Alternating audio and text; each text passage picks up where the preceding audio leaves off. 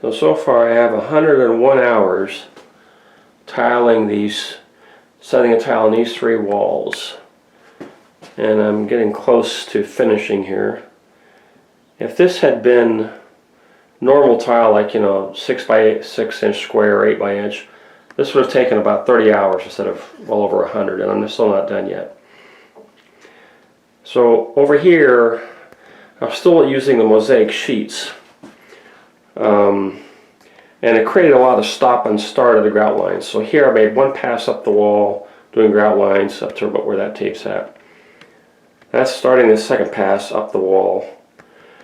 But right to the right of those pipes there, that's when I separated all the tiles from the mosaic sheet and set them individually. So from that point to the left, there's fewer grout lines. There's no gaps between where one tile stops and another one starts.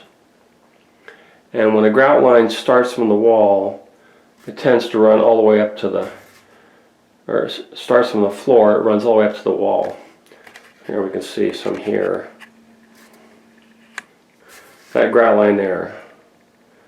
So it kind of narrows here, but it runs all the way up to the wall there. So, in theory, once I get past